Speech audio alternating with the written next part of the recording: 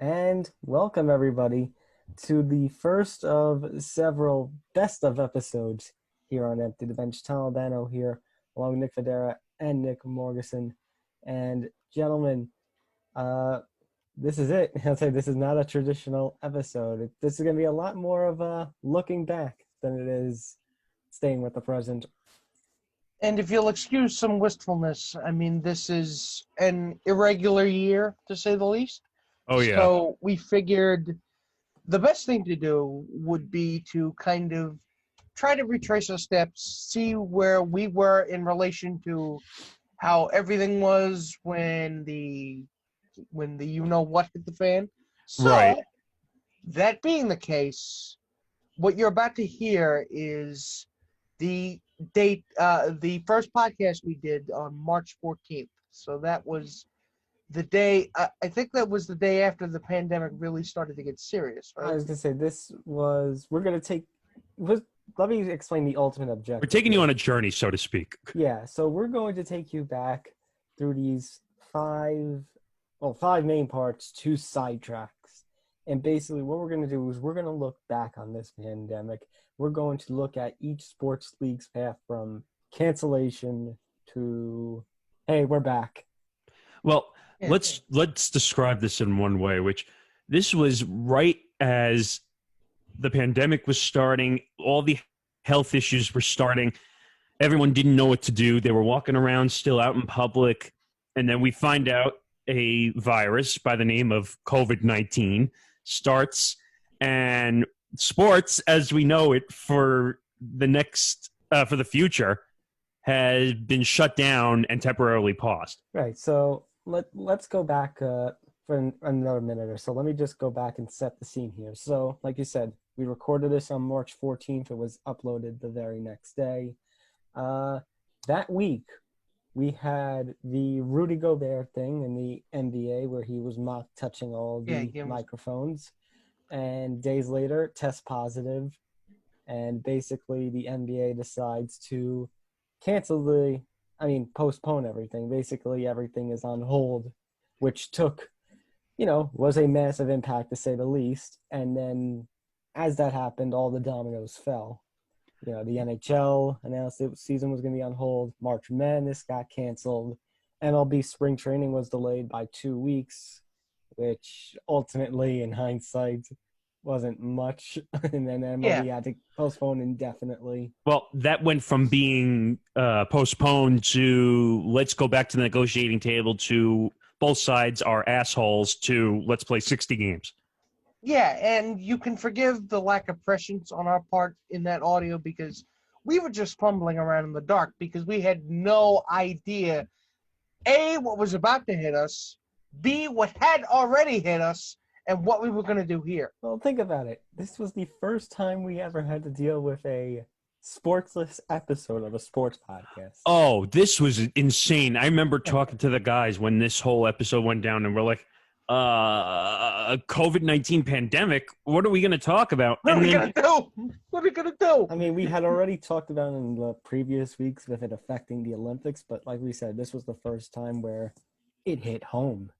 I mean, I was going to say, all of us, I was thinking that next week I was going to be going into the office business as usual for John. Me too. I didn't expect that, later that weekend, the day that the episode aired, I was going to get a call, no, we're staying home. Yeah, I got furloughed.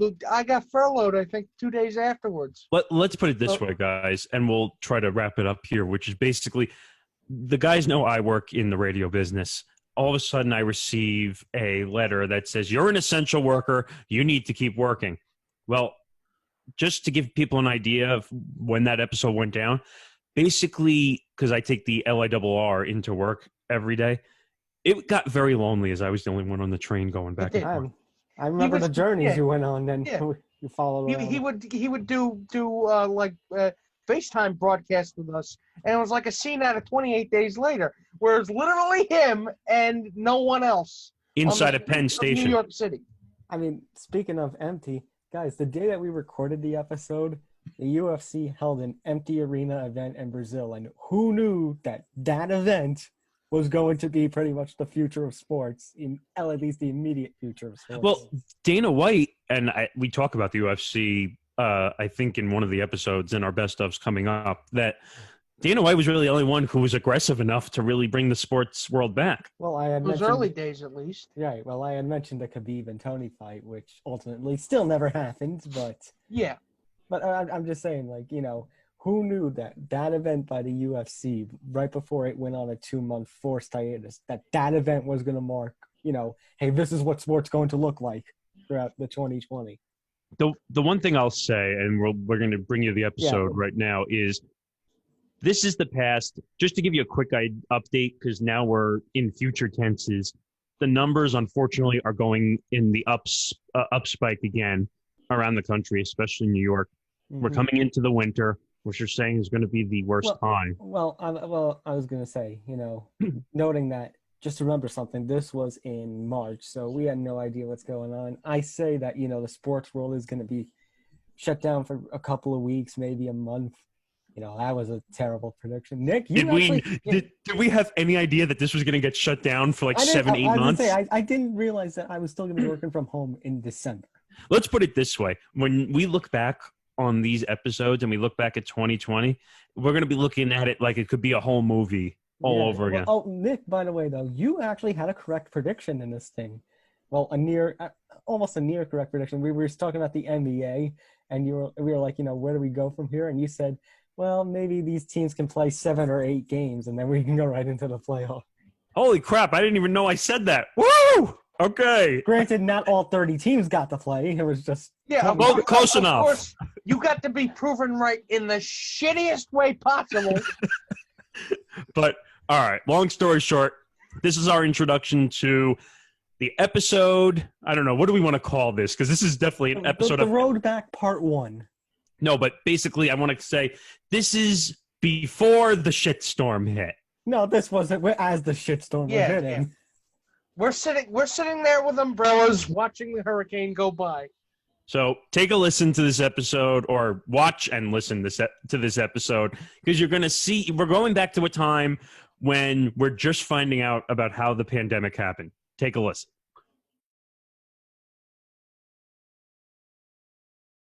You're listening to Empty the Bench, episode number 28. I'm Tom Albano, along with Nick Federa and Nick Morgeson. This is basically a sportsless edition of Empty the Bench. Really? Really? This is See, awkward. here's the thing. We always wanted to make history on this podcast. We just didn't think it'd be for this. Because usually when we have these kinds of opens, the sports world has exploded and there's something really important to talk about. But now the inverse has happened. The sports world has imploded. It's the sports apocalypse. Oh, God, don't say that. So, I guess we usually say, for those of you who don't know or are living under a rock, but I don't think wait a it minute. can be. I think everyone is living under a rock at this point. Yeah, we have to live under those rocks. It's the only place that's safe. All right, but just coronavirus has just, like Nick said, caused sports world to implode, and basically there's gonna be no sports for like a month or so. Yeah, well, we were having a conversation amongst ourselves, trying to figure out how do we go about this? Well, over the past week, trying to figure out, all right, what's the best way to approach this? We're not going to do what the media has been doing, which is scare tactic everybody to the point where they're going out and buying toilet paper in rounds of 60 and buying cans and whatever. We're going to give you the timeline of how everything has happened to the best of our abilities. We're going to give you our opinions on whether we agree or disagree with things being canceled. And we'll give you the goods and the bads of who donated, who didn't, who looks like an idiot, who doesn't. We're going to get you up to speed to everything that's happened. Yeah, so sit back, try and relax. I know that's kind of hard at this point. And let's start from the beginning and figure out what to do. Okay, so actually, do you want me to start? Remember that tweet from Brian Fisher that had the timeline of Wednesday? Yeah, I saw that. Yeah, All right. Yes, I did. So shall we start with that? All right, so fill us in what we saw first. Okay, So first of all, Overseas, we saw the postponement of Manchester City and Arsenal. That was the start of an interesting day. 11:30 a.m. Eastern Time, Rutgers closes all of its athletic events to fans. 12:42, the CBI, which is a tournament that's underneath the NCAA and NIT, canceled. Just remember to say dates so you know what we're talking about here. Everything is Wednesday, March 11th. Okay. So then comes the 1 o'clock hour, in which case we start to hear that from the Wall Street Journal that MLB was exploring alternate sites for games for some of its teams. Yeah, you're talking about Seattle, Oakland, and San Francisco. Those were the teams that were being explored for other locations. The 2 o'clock hour, the Golden State Warriors announced they were closing home games to the fans. The Seattle-LA XFL game was going to be played without fans. The Ohio governor confirmed that the first 4 round in Daytona, Ohio was going to be played without any fans in attendance. And the U.S. State Department banned all non-essential travel. Then in the next hour, the Ivy League, with its thing, canceling all spring sporting events and its conference tournaments. The 4 o'clock hour, the NCAA advised that it advised against holding sports events with fans and said that the NCAA tournament was going to be played without fans. Yeah, well, we'll see what we're going to talk about later, what the heck happened with that. Also important, in that same hour, Italy shut down all commercial activity. Well, if I remember correctly, Italy happened before all the stuff that happened here, right? Like they closed down their soccer matches and Yes. Yeah. But this was commercial activity, which means just about everything. Oh, okay. And we just saw what happened with Italy. Now everything is closed essentially in Italy except for food stores and pharmacies at this point. Yeah, so over the next few hours on this day, more events were either... It trickled out of control, basically. Right. Well, I was going to say, basically, more events were announced to be, without fans in attendance. And then I'm trying to think of okay, here it is, the 9 o'clock hour, the 9 p.m. hour here on the East Coast and Wednesday is when you-know-what really hit the fan. So yes, it did. So in that 1 hour, think about this, in the same hour, President Trump announced a travel ban on Europe and actually 30 days. Correct. And we can update, by the way, that travel ban originally did not include the UK and Ireland about a couple of hours before. Now it officially does. It is now officially Now UK it does, yeah. and Ireland. 2 minutes after President Trump announces that, Tom Hanks and his wife, Rita Wilson, come out and announce that they had tested positive for coronavirus. Right. They were in Australia. They were in Australia filming an Elvis Presley biopic, and he was playing Elvis's manager. And, well, they did put out a story saying that they were put in quarantine. They're feeling okay. I mean, all things considered. And everybody's heart was in their throats, and their sphincters had tightened up. Well, I was at work, and all of a sudden I see that report come out that Tom Hanks and Rita Wilson have coronavirus, and a bunch of other people find out they have the coronavirus, and then athletes and all this. And it just spiraled and spiraled and spiraled to the point where on Wednesday night, we find out that the NBA is being suspended for 30 days, essentially. Yeah, so I was going to say, so in that same hour, about 9:30 p.m. Eastern Time, and I'd say within the span of 5 minutes from one part of the news story to the next, Rudy Gobert reportedly tests positive for the coronavirus. 5 minutes later, it is announced that the NBA season is suspended. And I guess that's where we're going to start things off. Let's talk about the NBA. Okay, so we find out, like Tom just said, Rudy Gobert testing positive for the coronavirus. All the arenas that night essentially are cleared out due to the situation. And then we're hearing that I think it was the Raptors basically have to go into quarantine because they were playing, and OKC had to go into quarantine because they played the Celtics. Knicks. The Celtics, because they all played the Jazz, I think, within the last week.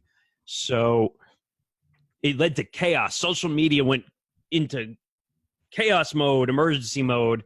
And we saw all the reporters from these teams basically saying that all their reporters, all the players, everybody had to be tested for the coronavirus. They had to stay in the arena, as a matter of fact.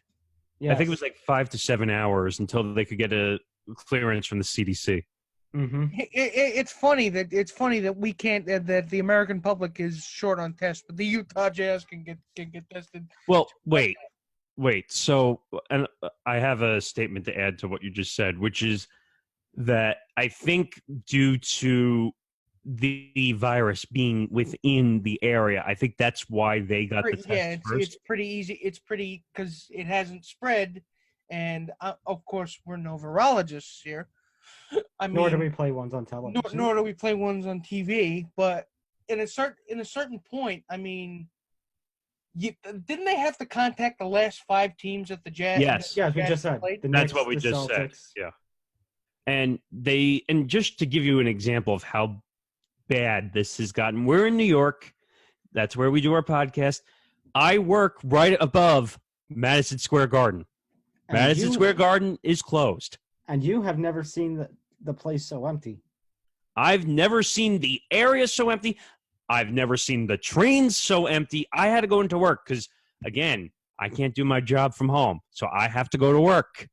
And the trains were half empty. I'm not kidding you. I'm not making a joke of this. I'm not making light of it. It is true. Yeah, it was essentially the opening scene to 28 Days Later. And, for those of us who aren't lucky enough to work from home, I mean, thank God I am. But I mean, for you guys, for millions of other people, it's just going to be, you're going to be dodging, you're going to be acting like Howard Hughes. And also, don't touch me, I'm sterile. Right. And also, just to add to that, in the New York scene, and we'll get to other places around the country, Broadway went dark. Think about that. Broadway. We have never actually seen anything like this in our lifetimes, maybe in the last 100 years. And it's just, it's staggering just how bad this has gotten from, think about where we were a week ago. So the day we're recording is Saturday. So think about last Saturday. Everything was still on, right?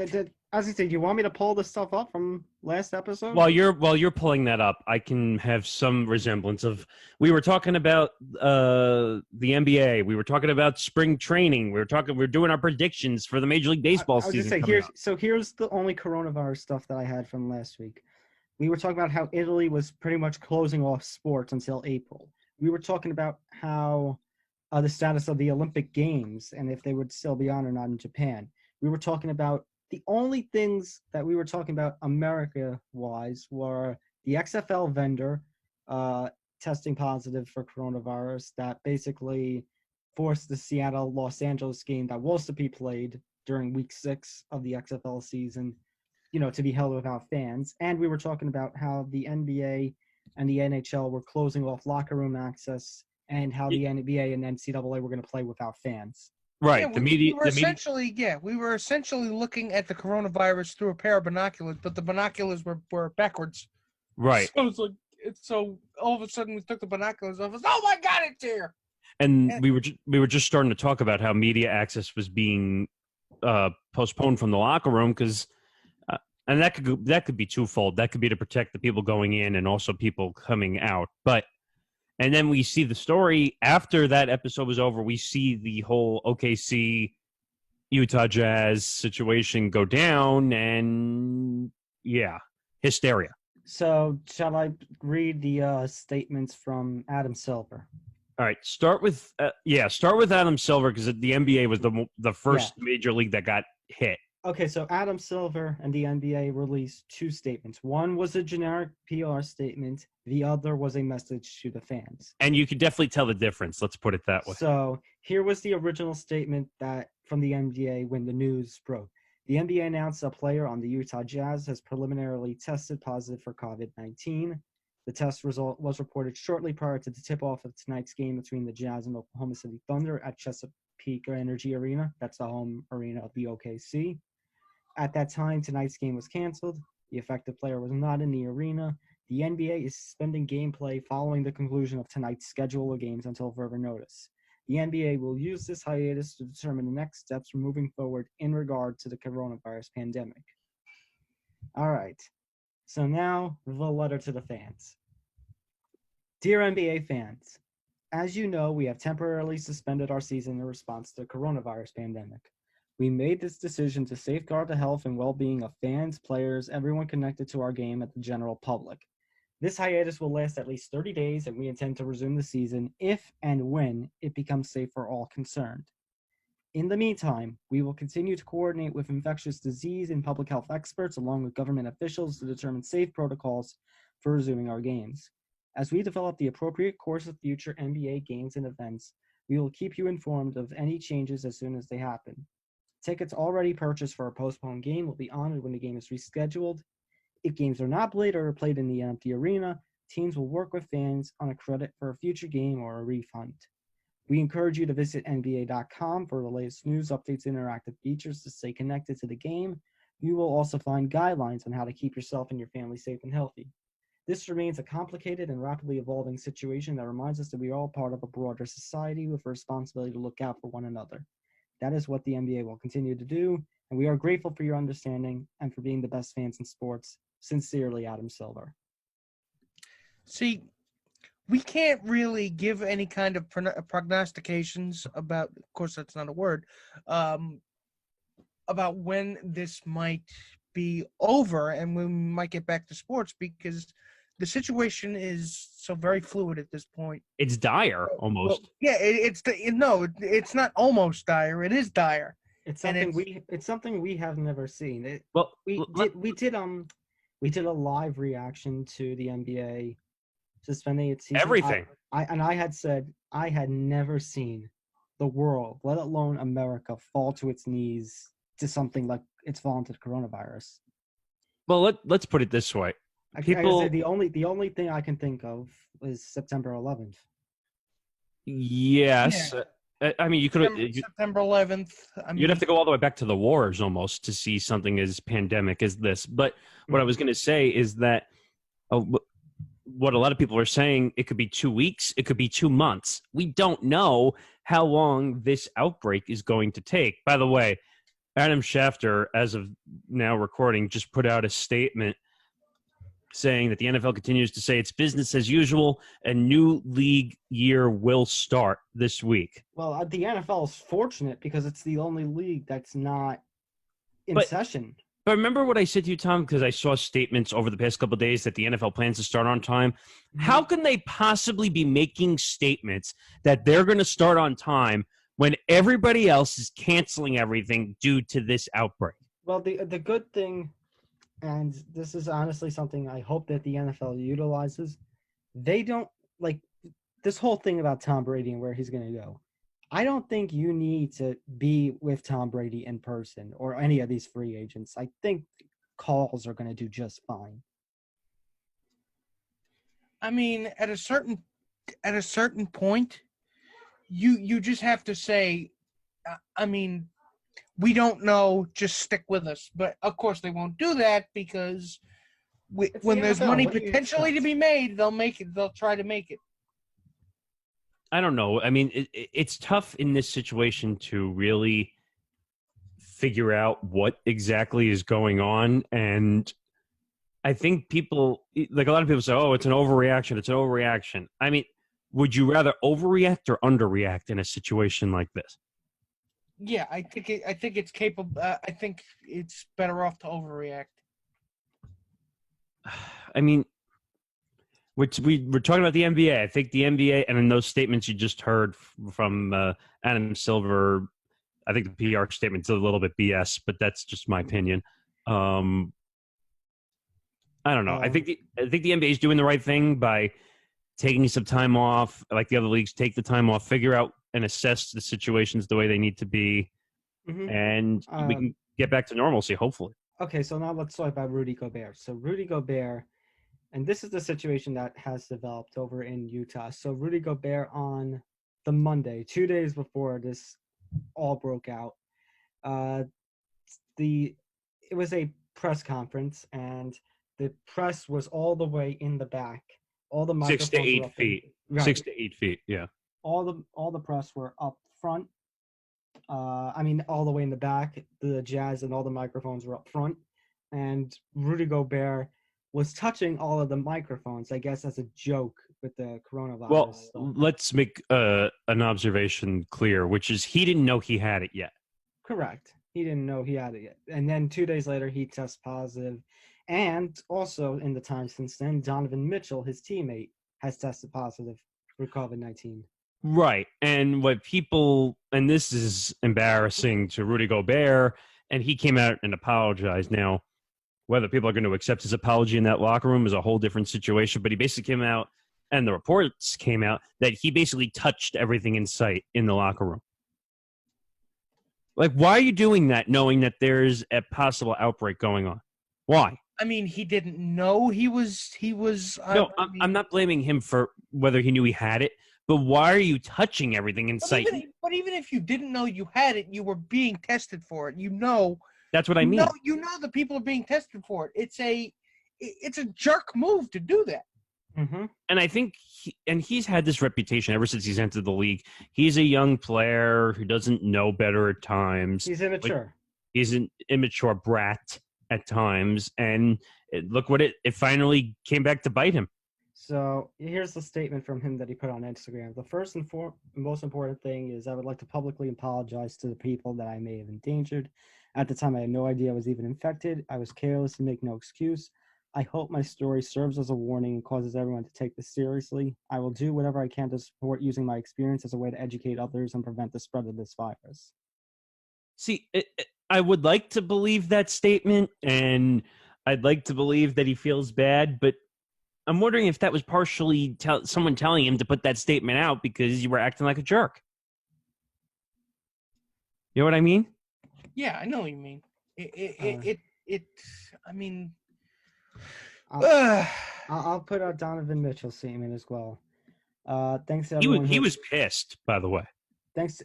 So there are reports apparently that Jazz players are, I think that's the best word, pissed at Rudy. Well, yeah, because he basically divided the locker room after he passed the coronavirus to the second All-Star on their team, and Donovan Mitchell. And we don't have any other confirmation that anybody other than Donovan Mitchell and Rudy Gobert have tested positive for COVID. No, like we said before, all the Jazz people were tested, and it seems like everyone is clear, at least on the Jazz. Right, but that locker room's got to be divided in so many ways. I'm telling you. So Donovan Mitchell on his Instagram, thanks to everyone who has been reaching out since hearing the news. We're all learning more about the seriousness of this situation. Hopefully people can continue to educate themselves and realize that they need to behave responsibly, both for their own health and for the well-being of others around them. I appreciate the authorities in Oklahoma who were helpful with the testing process and everyone from the Jazz who has been so supported. I'm going to keep following the advice of medical staff and hope that we can all come together and be there for each other and our neighbors who need our help. I mean, it's hard for me to react on this thing because, again, we've never really dealt with something to this magnitude, except for, I don't know, maybe we've dealt with Katrina. That's the thing that we've really dealt with. That's a massive storm and situation. But even then, that was extraordinarily localized. Oh, no, I understand, but I'm just saying we've never dealt with a pandemic of this sort. Maybe swine flu was the last thing we dealt with. Swine flu. Again, but even then, swine flu. Swine flu was relatively contained. And Ebola. Oh, yeah. And Ebola was somewhat contained. Like I said, the only real, parable that I can draw, the only real connection that I can draw from this is really 9/11 because I'm older than you guys. I remember. Yeah, but we all remember it. I was gonna say I had a dad who was pretty much there at ground zero every day. So was mine, and at a certain point, I mean, you don't think that things like this are going to happen. Everyone thinks they're invincible.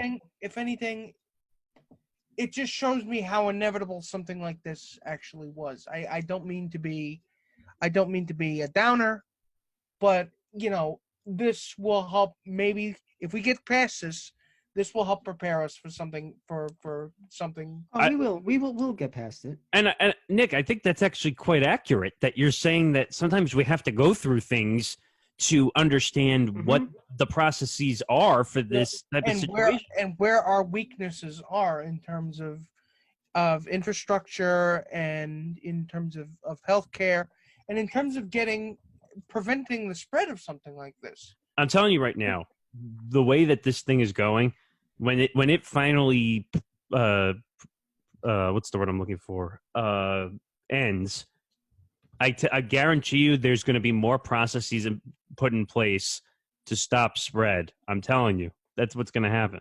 One would hope, but God knows the way governments work. I was going to say, well, if we're going to go that direct, well, I'll save that for later in the show because that's when we'll talk about just everything in general. Right now, we're focusing on the NBA, and we have to say we have seen some good come from this. And yes, we have. So now some owners, of course, wanted to either play in empty arenas or with fans in attendance. New York, Indiana, and I want to say Houston, I think, wanted to keep things as was. But this ultimately, of course, the NBA ultimately decided to not go in that direction, decided to play it safe. But going on to the good of what's going on. So Zion Williamson, Blake Griffin, Kevin Love, and Giannis Antetokounmpo are all donating money to the arena workers at their respective home arenas. Zion for the next 30 days for workers for the Pelicans. Blake Griffin, Kevin Love, and Giannis all donated $100K each. And Jeremy Lin donated $150,000 to UNICEF, matching the $150,000 to the Chinese foundation that he dedicated to battling coronavirus situations. Which is absolutely a wonderful thing to do. I mean, we tend to forget. We all think of sports as as the arena of gods, for lack of a better term. But we never think about the people behind the scenes who work to make that happen. Your Zamboni drivers, your stadium concessions people, your security people, your cleaning crew, your hourly workers. Your workaday people, and that's the thing that we're talking about, and we're going to talk more about how athletes and everybody is affected, how the general public is affected by that. There is no sports, but I think bigger than that, we got to talk about all the part-time workers at these arenas, the hourly people, all the freelance broadcasters and journalists who are going to be out of jobs for a little while. I need to make one statement because people, and this is very frustrating to me, is everybody that works in these arenas, everybody, like you just mentioned, we all have lives and bills and expenses and things to cover. And these people care as much as the athletes. And also, there are athletes who have a heart and care. Everyone puts athletes into the same boat as people that don't care. Well, I'll put it this way. Yes, ultimately, sports are just games. But for some of these people, like I said, not just the athletes, don't even mind the athletes who make millions, but the hourly workers who are doing the concessions, who are cleaning up the arenas, these broadcasters and journalists, we've talked about media who work on freelance. For them, sports is everything. For them to have something like this is devastating. Exactly, and it leads to the conclusion that we shouldn't have to depend upon the generosity of Kevin Love and Zion Williamson and Jeremy Lin to help these people get through. There should already be an apparatus in place to help them out, because God knows when something like this is going to happen again and happen worse. And one can only hope after this there will be something. Well, we saw Mark Cuban was really the first one to spearhead this whole situation where he basically came out and said, I plan on paying every single person that works for my organization, whether they're hourly, freelance, whatever, because they all have lives they have to continue living. And why is he the only one? That's my question. Well, he started the movement. He started it, I'll say that. And I actually have some words from him. this is crazy. This can't be true. I mean, it's not within the realm of possibility. It seemed more like out of a movie than reality.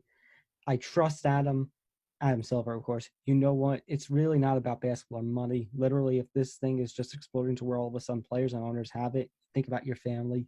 You really want to make sure you're doing this the right way because now it's much more personal. You see what's happening in other countries. Stunning isn't the right word. It's crazy. That's his immediate interview with ESPN right after all the cancellations happened. I don't know if you saw the reaction as well, though. I think he was sitting in the stands when he was looking at his phone, and you saw that reaction of him making like that shocked face because I think he was probably reading about the coronavirus on his phone. Yeah, they probably got him maybe about 30 seconds after he found out. Yep. So I was just like, this is crazy. Cuban gets involved, does what he's got to do. Now everybody, well, for the most part, everybody's doing what they need to do. And I think I made a list. I helped Tom before we started. We made a list of things like the Staples Center is donating the food that it would have used during the game. 7,000 pounds of food is being donated to a bunch of different organizations to be used for people who don't have. So let's wrap the NBA section up. We have more sections to get to, but let's wrap the NBA section up. Okay, what's up? I was just going to say one more thing because I see we skipped upon how should the NBA go about playing the rest of the season. That's where I was going. Okay. So how should the NBA go about the rest of the season? Should it be we postpone the rest of the regular season play? Do we go right into the playoffs? Do we cancel the season altogether? Like, what is the best action for the NBA to take right now? Here's the deal. Canceling the rest of the season, I think, has to be out. It can't happen.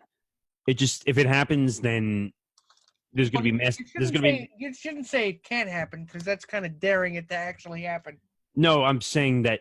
No, I'm literally saying it should be the method of last resort. Basically, it can't happen. Last option. And I mean it, Nick. It can't happen. There will be mass hysteria if it happens.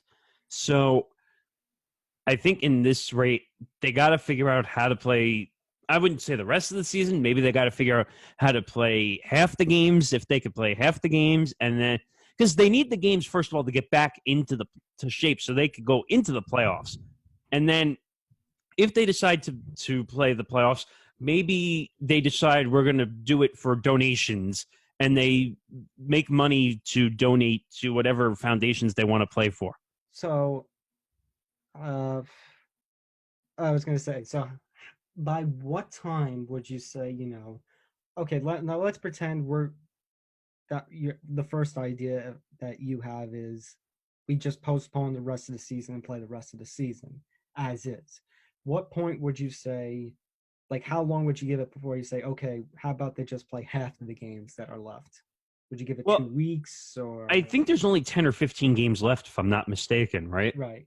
So they might just say, all right, when we're ready to come back, we'll play 7 games or 8 games so that there's enough for everybody to feel like they played some games left in the regular season and for the playoff teams to get some kind of break a sweat before they have to go into playoff mode. Okay, but now what point would you just say, forget the rest of the season, just go to the playoffs if there's no games after like a month? Maybe by the first week of April, maybe. Mm-hmm. That's what. Okay, so like you said, for the rest of the month, then. Yeah, because once you get past a month, these guys, it's like I said earlier, athletes are a creature of habit. So they could work out at their homes all they want, but that's not playing games. Correct. Although I will say, because we were talking about the method of last resort being the cancellation of everything, I'd say do that route if you're not back in action by mid-May. Right. And here's the deal. I'm putting it out there right now. And I know, like Nick said to me, that it's daring the NBA to do it. They cannot cancel the rest of the season. I'm telling you that right now. If they do, there's going to be a huge problem, whether that's business-wise, whether that's fan-wise, because people paid for tickets and merchandise and whatever. They can't cancel the season. And I will the one thing you're not considering is that it's not up to the owners. It's a matter of public safety. No. Forget the owners. I could give 2 craps about the owners. I'm talking about that, but that's exactly what I'm saying. It's not up to the owners. It's a matter of public safety, and if it's not safe to start resuming games by May or June, you're going to have to cancel the season. Well, that's what I mean. So if they don't resume by April, then the season's got to not continue then. The one thing I'll add to Nick Morgan's side about the devastating effects it could have on the NBA is the NBA is already having some devastating effects this year, thanks to the situation that happened in China at the beginning of this. Well, season. yeah, they got a bite taken out of their billions of dollars in revenue. Not that I could care less about freaking shoe deals and all that stuff, but And in January we lost Kobe, so this has been probably I'll put it to you this way. In terms of competitive nature and balance with the super teams and stuff, this has been the best season for the NBA in recent time. in quite a while. In terms of public relations, this has been one of the worst. It's been a massive disaster. And I mean, it's been catastrophic, their PR at this point. And they really need the games, not just because of, forget the money, forget the TV ratings, forget the revenue. Just to get back to daily life. Just to get back to daily gameplay so that the fans have something to watch, so that they're not watching the media coerce this coronavirus situation to the point where everyone feels like they're going to die from the virus. I just want to get back to daily life as soon as possible. That's my point. We want to get back to life. We're sports fans. We do a sports podcast. We want to talk sports. Thing is, we shouldn't trivialize what, because this actually is a real problem. I understand that. Nick. I'm just saying, I won't go in the direction that Nick Morgan is going, but you are going to go insane if you just watch the news from now on. That's my point. How many times can you watch on the news where they say coronavirus this, coronavirus that? We're going to go crazy. Just watch some old sports content or play some games or something. Well, I guess we got to continue on with this. So let's talk March Madness. Okay. So as we said, originally the plans were for the NCAA March Madness to go on and just be played in empty arenas. However, one by one, you saw on March 12th and March 13th, this conference tournament was canceled. This conference tournament was canceled. Now, I just want to add one thing. They had talked about what's the possibility of canceling March Madness. And remember, we all kind of laughed at that because we said there's no way that could be done. Yeah, no one did do that. Now continue. Okay, so now one by one, each conference tournament, like we said, the Ivy League was canceled. And then March 12th and March 13th, one by one. AAC was canceled. Big 10 canceled. Big 12 canceled. Pac-12. Pac-12 canceled. By 12 o'clock noon on the 13th, the Thursday, the Thursday, the Thursday was the 12th. But only one conference tournament of the big 5 power conferences was going on, and that was the Big East. And even then, by halftime of the game, I think it was Creighton versus St. John's. Yeah, by the way, that was the most unprofessional thing I've ever seen in my life. By the way, that you started a game and by halftime you canceled it. Finish the freaking game, for crying out loud. Or just don't play the game altogether. Yeah, don't play the game. Yeah, it should have been canceled way before that. As I say, you don't play a half. Either you go all the way or you don't go any. And I don't know which network or whatever it was, but it was trending all over Twitter that they put up a black screen that said, due to whatever outbreak, we're not finishing the game. Did you guys see that? No, I did not. What I saw, because I was listening to sports radio, the WFAN that day, was the commentator for the St. John's basketball team was basically, he went on a rant at the beginning of the game and said that he doesn't think it should be going on. But once tip-off was happening, he said, you know what? I've got my opinion out there. I'll call the game as is, but I don't think this should be happening. Right, and that's what should have happened from the beginning. Credit to him. He stayed professional. He let his opinion be known, and then once the game started, he was professional. He called the action as was, and then he got his wish by halftime. Yeah, but it should have come a lot sooner than that. I know. It should have come a lot sooner than that. But I'm just saying, credit to, I don't know the name of that St. John's commentator, but credit to him. For his professionalism. Yeah. I don't know, but then we see this whole situation go down. Everything gets delayed. I was going to say, I think the last two conferences to cancel, whereas the MEAC and the Yeah. NAAC, the Metro Atlantic Athletic Conference. Right. And then all of a sudden, the news breaks that March Madness is officially canceled. Which Yep. I think that's the first time that's ever happened, if I'm not Yes, mistaken. the first time since this tournament began in 1930, whenever cancellation. And on top of that, the rest of the NCAA Winter Sports Championships canceled, and the entirety of all NCAA spring sports seasons canceled. So no College World Series, no outdoor track championships or indoor track championships, no wrestling championships. Done. It's basically the secondary sports after all the big sports. Like, so Once basketball folded, everything else went with it. And then you started to see, ooh, that's when it really started to get serious. And I was gonna say, all right, so let's ask this first. Was cancellation the correct move? Now I want to put it this way: that there were options. They could have canceled it altogether, which they did. They Well- could have postponed it. They could have gone with the tournament in an empty arena, but had just all of the conference regular season winners. right. But before you go to the surprising one that we found out about, Yeah, uh, I was like, well, we'll save that for a little bit later. what I was going to say is think about all the seniors, think about all the teams that qualified, including a certain one that you guys know well that didn't get the chance to compete. Hofstra, yeah, Our alma mater. for the first time in 19 seasons was going dancing. And now we don't have a tournament. Now, it's hard to make 100% judgment on this because, again, we're not a doctor. We don't play one on TV. We don't plan to play one on TV. We're just making observation and analysis based on what we know at this point in time. But this tournament, I think they had to do what everybody else was doing, unfortunately. And Yeah, it does stink because first of all, business wise, all the money and sports gambling sponsorships that the network rights that go into this tournament, that's is a worth- lot of losses. It's It worth is worth millions. Billions with a B. Billions of dollars. Now- All that money is lost now because of this. Let me preface that when big things like this are canceled due to a pandemic, just think about that with the amount of money that's being lost. I could care less about the money being lost, but just think about that. In terms of in terms of an effect it has on the sports world. Well, but just think about how these leagues didn't even blink when canceling, considering that they knew they were going to lose money. Right.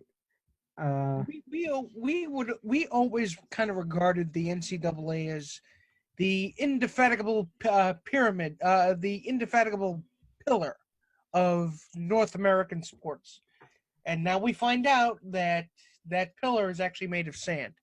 Right. But who would have thought that the NBA, which is probably one of the biggest leagues of revenue up there with the NFL, and March Madness, which once it starts, you can't get it off the television because it's on every freaking channel that you're looking at. Who would have thought that the two would be canceled at the same time? Think about that for a moment. You know, it's a matter of never say that something is possible because it seems like the impossible is coming true. Well, But is it- Especially nowadays. okay, the but term- now- the term I like to use is improbable. That's the term I always like to Mhm. use. Nothing's impossible, but it's improbable. all right, so now when I was saying like is cancellation the right thing, because now there were other options on the table. Recently, I think it was Newsday did an interview with Hofstra's coach, Joe Mahalik.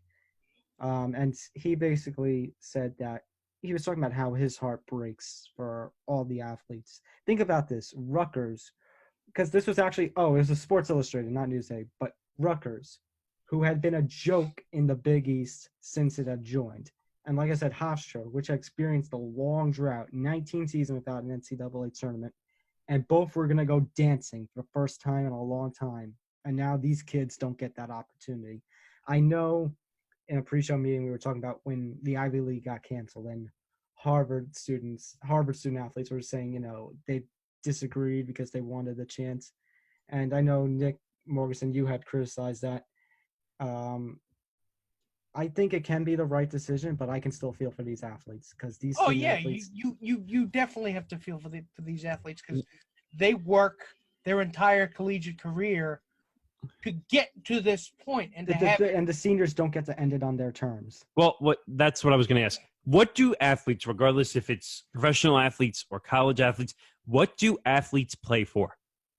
They play to win championships. to win that carrot at the end of the rainbow after putting in all that hard work. And when that hard work and blood, sweat, tears, emotions goes to waste, and you can't play for that ultimate victory, you're lost as an athlete.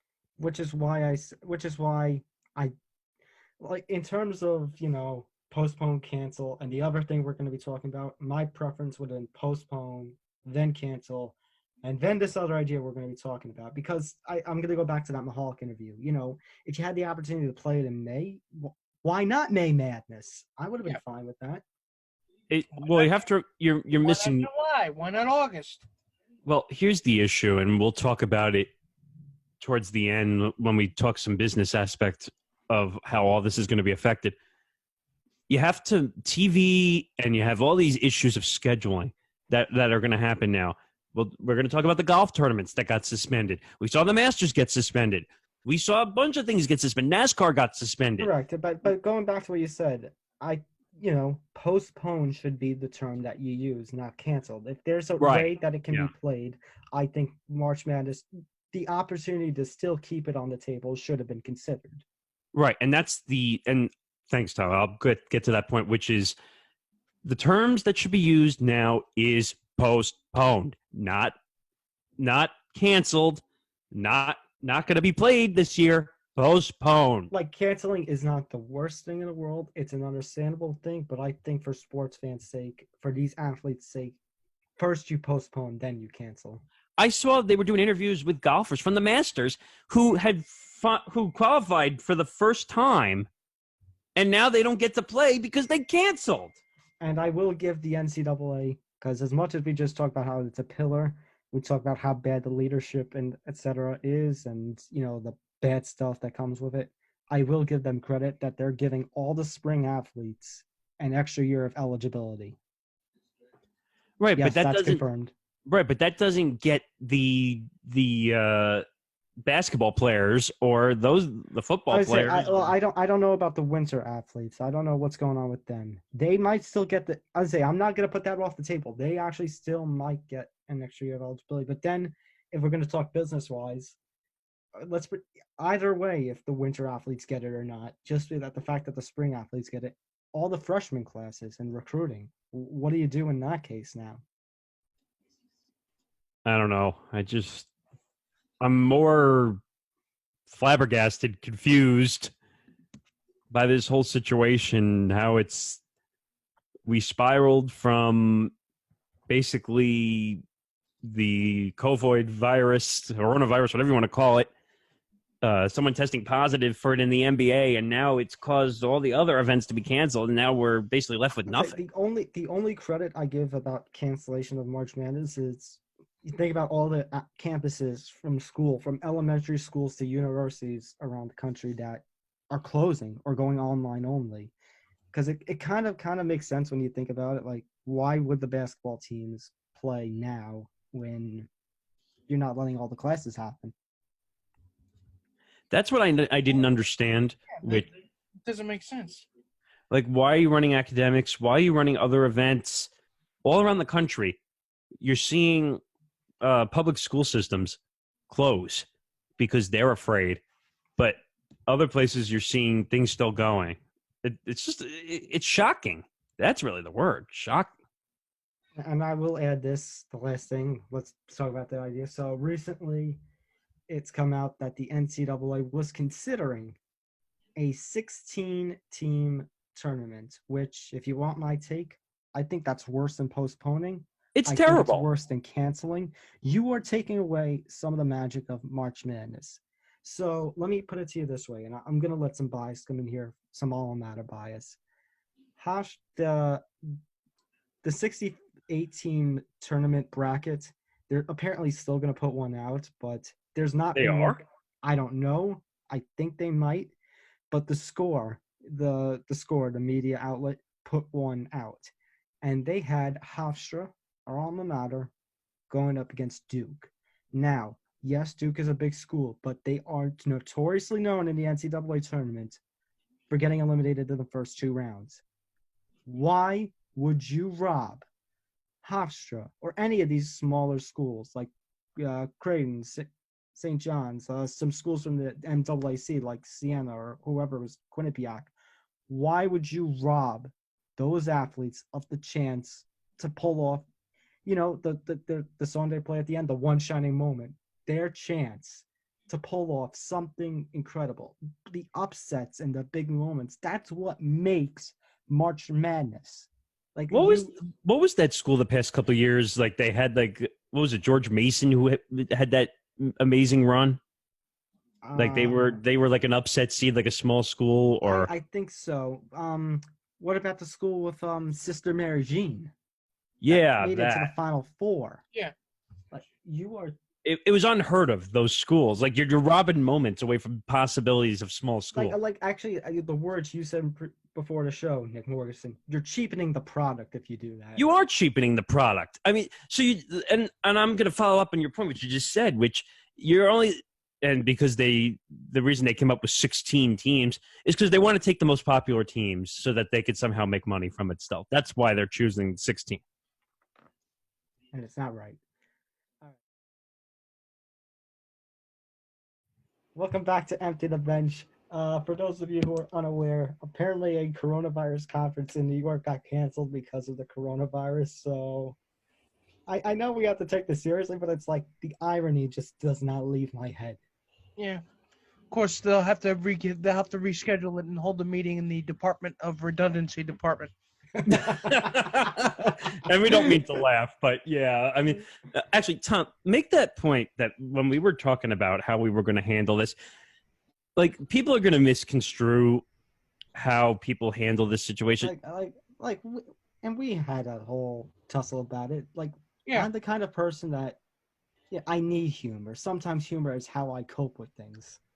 Yeah. Doesn't and mean we're not taking this seriously. no, we're taking this way seriously in the standpoint of that we don't have sports, for crying out loud, and we have people to worry about from a health standpoint as well. Yeah. So let's get into some of the impacts on other sports, the impacts on business outside of sports, the sports that are still going on despite this. Let's try to tackle this all within the next 20 minutes now. So as the NBA and March Madness, canceled, it started the domino effect. The NHL, their season is suspended. The MLS, Major League Soccer, their season is suspended. Lacrosse done. Major League Baseball opening day is delayed. They say at least 2 weeks, probably longer than that.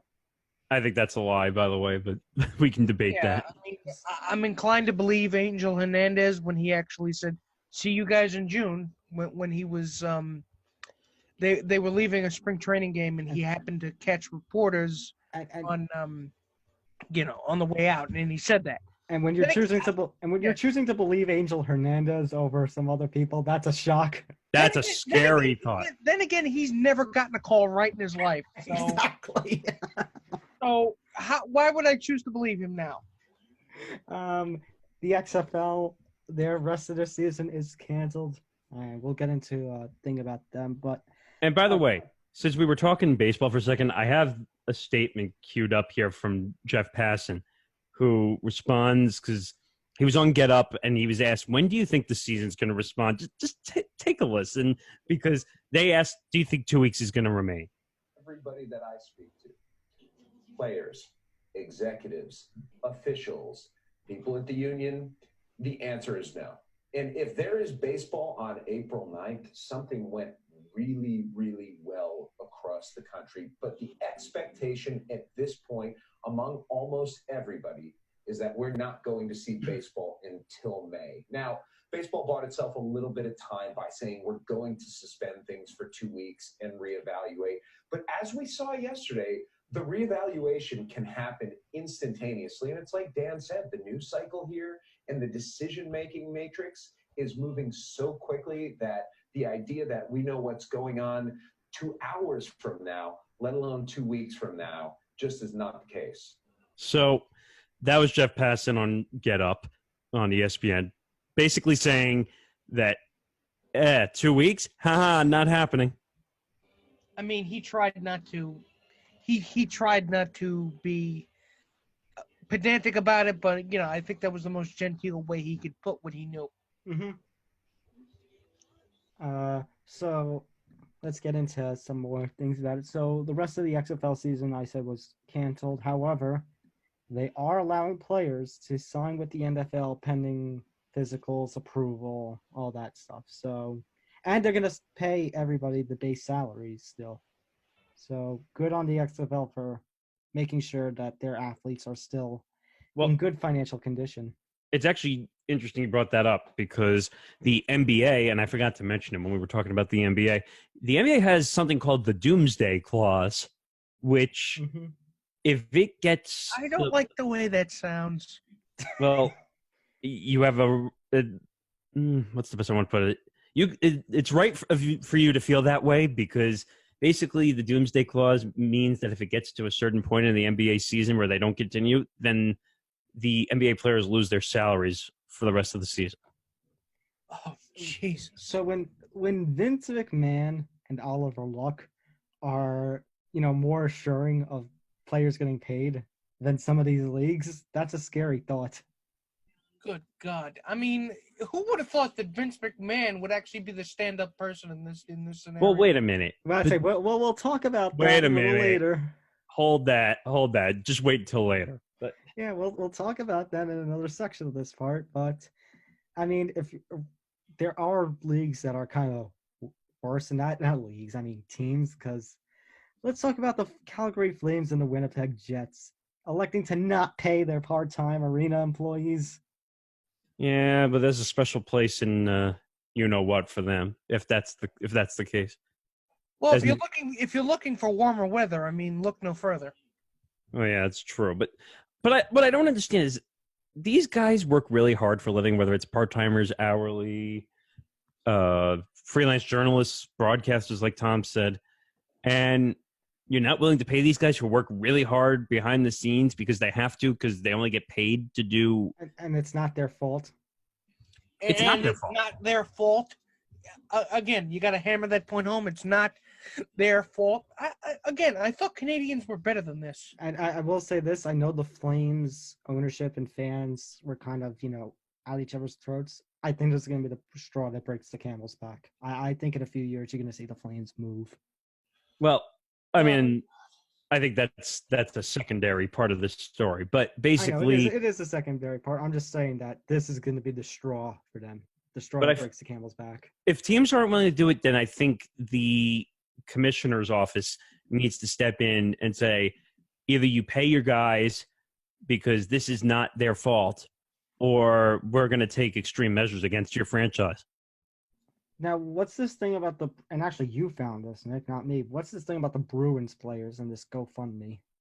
So the Bruins players and the ownership and them decided to put together a GoFundMe for their employees so that they have money coming in. They're doing it a different way instead of just paying them. So they put a fund together. Yeah, wouldn't it be easier to just pay them?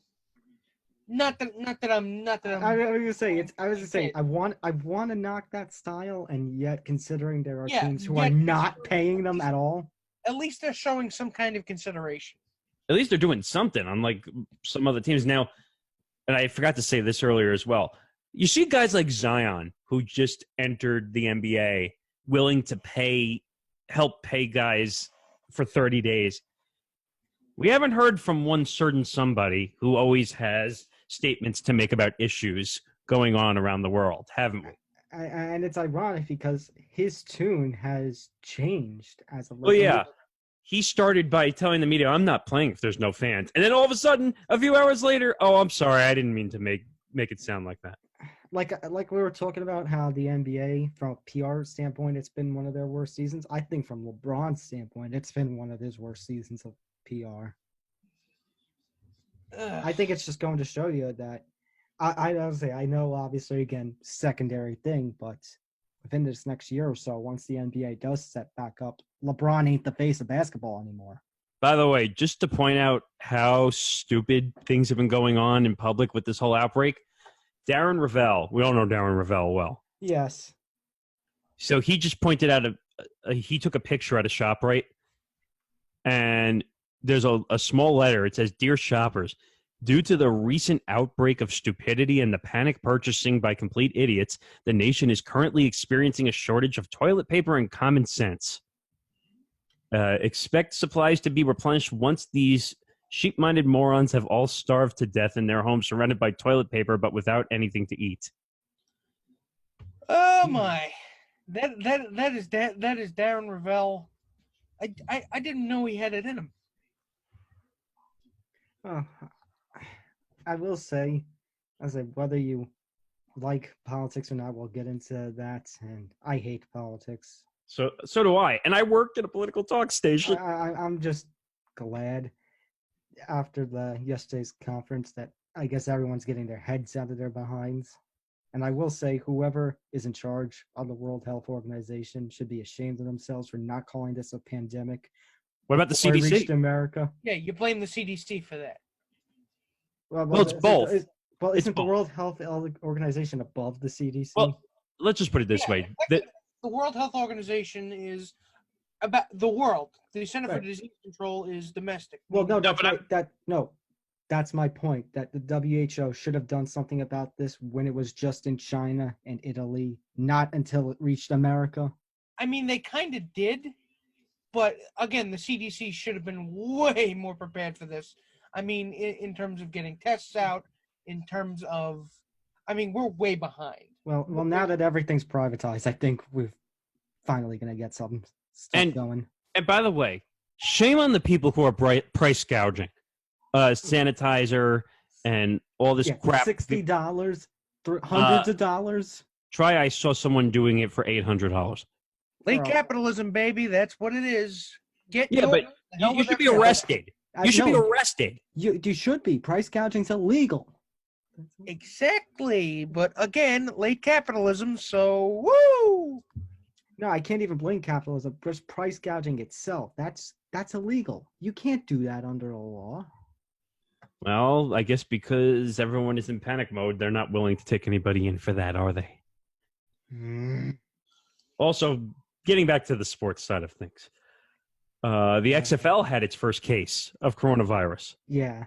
Yeah, one of their players, I think, tested Today, positive. well, the day we're recording this, tested positive. Yeah. Seattle Dragons player, unnamed, and now, well, we saw the XFL get canceled, but Right. Well, we just talked about that. We were saying that the XFL employee, the Seattle vendor who tested positive before this, right. So now the 2020 games, we don't know.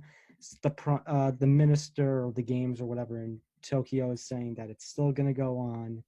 President Trump has gotten that he'd like to delay it a year or two.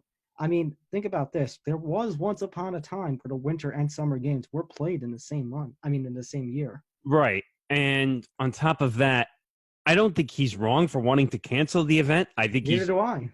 but whoever, I mean, who'd you say said didn't want to cancel it? I was the minister of the games over in Japan. Oh, well, Japanese minister, I don't know what they're thinking at this point. Well, last week he made a statement that the games could be played at any point in 2020 because there's no contract technically. Right, but think about everybody. Think about the athletes. Think about just everybody in general. I know. I wouldn't like President Trump said. I wouldn't mind if we postponed it a year or two. I wouldn't mind it. I don't think anybody in this country would mind. It's for the safety and it gives the athletes still a shot to compete.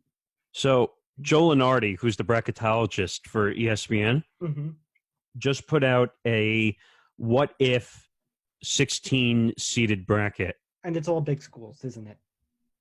So I'll list them quickly. So the one seed is the Jayhawks. Kansas. 2 is Gonzaga. Mm-hmm. Let's see if I can find the rest. Basically, it's a bunch of schools. I'll just run them down. The Wisconsin Badgers, Kentucky Wildcats, Villanova, Aztecs in San Diego, Seton Hall, Dayton Flyers, Maryland Terrapins, Florida Seminoles, Michigan Spartans, Baylor Bears. Okay, so there's a couple of small schools in there, but for the most part, it's the names you expect in the March Madness tournament. Oregon Ducks, Creighton Blue Jays, Duke Blue Devils, and Louisville. Again, but you're robbing some of the more smaller schools of their opportunity. I mean, it's really hard to judge this whole situation in general, but I know. ATP tournaments, tennis tournaments have been canceled. PGA Tour, including the Masters, canceled through April. the PGA has been canceled through April. We're talking about outside of sports. There are several concerts, like Live Nation has canceled all the Through May. Yeah, through May that it was selling. Coachella is canceled. I'm not a Coachella guy, but Coachella is canceled. I think they're trying to move it, but yeah, they've postponed it. Okay. But So now NASCAR was trying to hold its races this weekend and next weekend without fans, now canceled. right. All right, so now let's talk about, in this last 5 minutes or so, what hasn't been canceled. So the NFL is not delaying the start of its year as of right now, as we just said.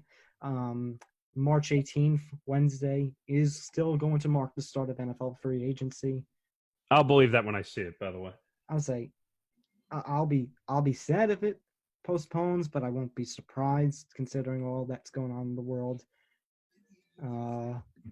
UFC, now I'll say from my end of things in mixed martial arts, Bellator was still supposed to hold its event in the Mohegan Sun Arena in Connecticut on Friday night, but it made an 11th-hour decision to cancel the card. Fighters fortunately still got paid. I believe their show money, because there's show money and win money. I think the fighters still got paid their show money for making weight and everything, so it should have been canceled sooner if they were going to cancel it, but credit to Bellator and Scott Coker for at least paying the athletes. Yeah, I saw your comment here on Twitter just now. You reacted to the Hawani tweet. Yeah. And also, I would say fortunately for them, fortunately for Bellator, this was going to be their last event for like 2 months, which is rare to see in MMA, so could not have been better timing for their sake. Yeah. UFC, however, most of their cards are being relocated or held in arenas without fans. So let me break this down. So the Brazil card, which I got to go cover in about 5 minutes once we stop recording this, they are still going to be in Brasilia, Brazil, but the event is being held with no fans in attendance. The London card for March 21st is still scheduled to be on as planned with fans, which I will believe when I see. The March 28th card in Columbus and the April 11th card in Portland, the 2 cards after that, are being relocated to a place called the UFC Apex, which is next to the UFC headquarters, and it's basically a small arena with broadcasting capabilities that can be open to the fans or not open to the fans. It's basically like an epicenter for UFC. Correct. Right? Correct. And this is where they tape the Contender Series. There were rumors of reviving the Ultimate Fighter. That's where those fights would have been held. So basically, It's home base. It's Yeah. epicenter home base. They're Yeah. holding it at home base epicenter with no fans in attendance. And I would not be surprised if UFC 249 on April 18th, which is scheduled for the Barclays Center here in New York, I would not be surprised if that's moved to the Apex as well. Well, yeah, because they closed the Barclays Center and MSG, so they can't really hold anything here at the present moment, at least. Think about that. MSG and the Barclays Center not holding events for months. That's insanity when it comes to New York and sports. Well, not that we really have much to look forward to in our teams of sports. So maybe it's Oh, actually. I mean, doing the Rangers were fighting for a playoff spot. All right, the Rangers, fine. But I'm saying our basketball teams, maybe it's better that they don't play. And all right, here's the last one. We were talking about Vince McMahon before. So, the day before this Friday Night SmackDown for March 13th and the Monday Night Raw scheduled for March 16th, which is going to feature Stone Cold Steve Austin, both held at the Performance Center with no fans in attendance. It was quite an awkward sight to watch SmackDown with no fans in attendance and no only essential talent, essential booked, competing in matches talent. I mean, they had to fill time by airing a match from the Elimination Chamber pay-per-view that just happened last week because it's so awkward to see. And now WrestleMania 36 as of this moment is scheduled to still take place in Tampa. It will be revisited this week, and actually a Tampa Bay official recently came out and said if WWE doesn't cancel it or postpone it, we might. Which, for those of you who are not following the wrestling community, so what happens is when WrestleMania takes place, there's a bunch of smaller organizations that will hold events around that. So, and WWE has pre-events, like the Hall of Fame and stuff, take place in the same city. So if Tampa cancels this, they're bound to lose a real good ton of money for this and tourism and everything. So it's quite a sight. And I'm curious to see what would happen if WrestleMania was canceled in Tampa. How would Vince McMahon go about that? Remember, as much as the XFL, he cares for it, WWE is his baby. Well, right. He runs the sport. But, all right, let's finish off on this note. Quick notes here. Mark Spears just put out, the Raptors say all their organizations, members who've been tested for COVID-19 have received results that are all currently negative. Those who've been told to self-isolate will continue to do so. But just going forward for us, and we discussed throwing some ideas around for the next couple episodes because and I think just speaking for all of us, tell me if I'm wrong here, we don't want to talk about coronavirus for... Yeah, we not have to. I say correct. Now, if we say get a doctor on to talk about this and how the effect on sports and stuff, and I've been efforting, I've been trying. So we'll do that. If there's a news update when it comes to sports, we'll talk about it. But we don't want to talk everything coronavirus because, like we said, take this seriously, please, and stay safe. But wash your hands. Don't touch people. Please stay safe, people. That practice hygiene. Like, is it sad that we have to tell people to practice hygiene? Proper hygiene. We shouldn't have to. But again, people are stupid. But here's the deal, and Tom has to run because he has an event to go to. But let's say we're gonna do some fun programming, maybe evergreen content, if you know that term. Like we just said, if we talk only about coronavirus and you only watch stuff about coronavirus, everyone's gonna go crazy. Yeah, we're gonna have some fun stuff to do to keep you posted. It's gonna be like a rain. It's gonna be like a rain out. You gotta entertain yourself somehow. Yeah. And we'll have to reschedule, and we'll do some double headers coming up going forward, basically. But what do you mean double headers? The point is, we're empty the bench, and we'll be here for you, rain, shine, virus or no virus. Yeah. If the NFL goes about with its planned schedule and free agency, we'll talk about. We'll be there. We'll talk about it next week. Whenever the MLB season gets up, we'll talk about the AL East and our postseason predictions before the start of the season. We'll do that. When the NBA comes back, we'll talk about it. When all the sports come back, we'll talk about it. When there's stuff to talk about, we'll talk about it. But it's my favorite time of it's actually a cool moment. We get to be the Levitard show. If you listen to ESPN Radio and you listen to Dan Levitard and Stu Gatz, we're going to be the sports podcast that doesn't talk about sports, possibly for a couple of weeks. Poppy, do you agree? OCC, I agree. well, that's highly questionable. But if you don't like it, if you don't like our idea, well then there's other stuff to listen to. No. I'll say I won't play this now. You don't get the show. You don't get the show. Oh God. So follow us on Twitter and like us on Facebook at ETB Sports Pod, and go to emptythebenchsportspod.weebly.com for all our past episodes, interviews, and more. For Nick Videra and Nick Morganson, I'm Tom Albano. One way or another, we will see you next week. Until then, good night, everyone. Good night, everybody. Stay safe. Good night and stay safe.